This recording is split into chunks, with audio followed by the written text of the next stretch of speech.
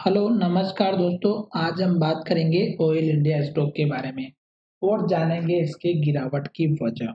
साथ ही ये वीडियो आपकी एजुकेशन के लिए है, बाय सेल की कोई एडवाइस नहीं है। फिर भी अगर आप ट्रेड करते हैं तो अपने फाइनेंशियल एडवाइजर से कंसल्ट करें। तो चलिए अब वीडियो की शुरुआत करते हैं। सबसे पहले मैं यहाँ पर आपको बता देता हूँ कि जिस तरह से स्टॉक अभी ऊपर की तरफ जा रहा है उसमें आपको दिखाई दे रहा होगा कि स्टॉक अप ट्रेंड में है। और पहचानना कैसे है, तो यहाँ पर देखिएगा मैंने एक 200 दिनों के मूविंग एवरेज का यूज किया हुआ है, जो स्टॉक में हमें इंडिकेट कर रहा है कि स्टॉक जब तक इसके ऊपर है मूविंग एवरेज के, तब तक स्टॉक हमारा पॉजिटिव है। और जैसे स्टॉक हमारा इस कैंडल के इस लाइन के नीचे आता है तो स्टॉक हमारा डाउन ट्रेंड में है। अब दूसरी बात, स्टॉक जब भी हमारे पुराने लेवल्स के पास आता है तो स्टॉक में गिरावट जरूर होती है। एक तो ये चीज। दूसरी बात, अगर स्टॉक हमारा नया हाई बना रहा है तो स्टॉक में हमें किस तरह से पहचानना है कि स्टॉक अब यहाँ से गिरने वाला है, तो उसके लिए मैं क्या बताने वाला हूँ आप अच्छे से देख लीजिएगा। तो यहाँ पर मैं आपको सबसे पहले तो ये दिखा देता हूँ कि स्टॉक में जैसे मैंने आपको अभी एक लेटेस्ट नई लाइन बनाई और यहाँ पर भी देखेंगे तो स्टॉक ने ये जो लाइन बनाया मैंने यहाँ पर अगर आप देखेंगे तो स्टॉक हमारे इसी हाई के बनाने के बाद यहाँ पर हाई बनाया, फिर यहाँ पे हाई बनाया और फिर यहाँ पे सपोर्ट लिया 3 से 4 बार। तो कहने का मतलब ये है कि जो पुराने हाई हैं वो हमें बार बार टेस्ट होते दिखते हैं और वही हमें स्टॉक में सपोर्ट के लिए भी काम आते हैं। अब ये स्टॉक में गिरावट कैसे देते हैं, जब स्टॉक इसके पास में आता है और इस तरह की रेड कैंडल या इन्वर्टेड हैमर या डोजी टाइप से बनती हैं तो गिरावट आती है। तो देख सकते हैं यहाँ पर ये कैंडल बनी, यहाँ पे ये कैंडल बनी, यहाँ पर ये कैंडल बनी। उसी तरह आज के दिन भी अगर आप देखेंगे तो स्टॉक में जो हमारी कैंडल बनी है वो कुछ इसी तरह की बनी है, जो आप देख सकते हैं बहुत बड़ी कैंडल बनी और स्टॉक ने इन्वर्टेड हैमर बना दी। अब स्टॉक का जो सपोर्ट लेवल है वो कहाँ पर रहेगा, क्यों? क्योंकि स्टॉक अगर इस कैंडल के लो का ब्रेकआउट करेगा तो गिरावट आना तय है। और ये कहाँ तक रहेगी, तो ये जो गिरावट रहेगी ये दो जगह रह सकती है। पहला तो इस कैंडल का हाई जो हाई बना था, और दूसरा उस हाई के बनाने के बाद स्टॉक ने गिरावट कहाँ तक दिखाई तो ये बना लो।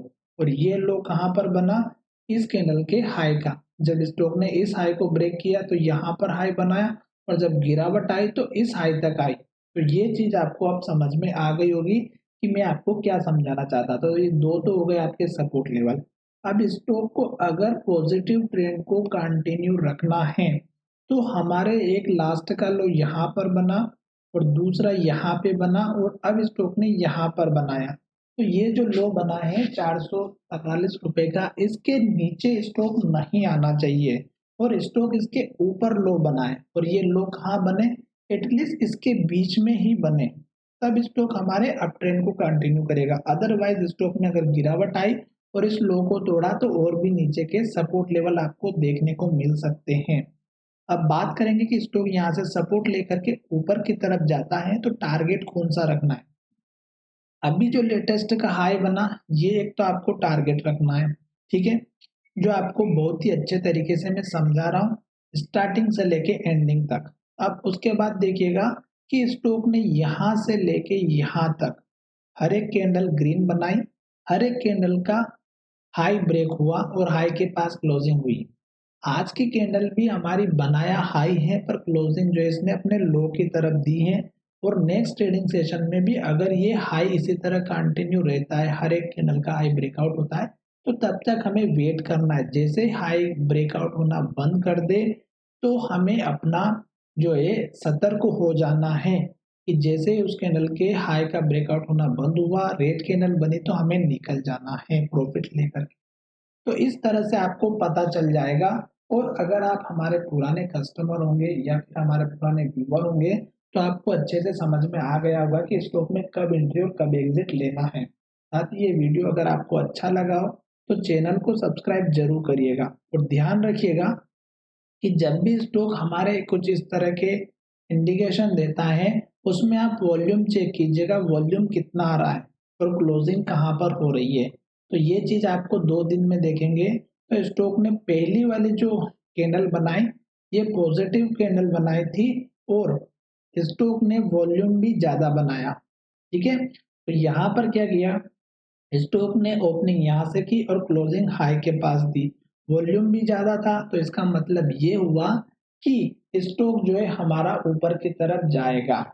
अब यहाँ पर देखिएगा 3 दिन से स्टॉक में वॉल्यूम जो है बढ़ता हुआ नजर आ रहा था और आज के दिन स्टॉक में वॉल्यूम गिरावट में दिखाया कल की कंपैरिजन में। और यहाँ पर देखेंगे तो वॉल्यूम इस कैंडल के ही बराबर है और इस कैंडल में भी देखेंगे तो अगर जितना वॉल्यूम इस कैंडल में आया और जितनी कैंडल ये बड़ी बनी उस हिसाब से ये भी बनी, पर इसमें केवल बायर ही बायर थे और इसमें केवल बायर सेलर दोनों थे, पर सेलर ज्यादा थे और जिसकी वजह से स्टॉक को नीचे लेकर के आ गए।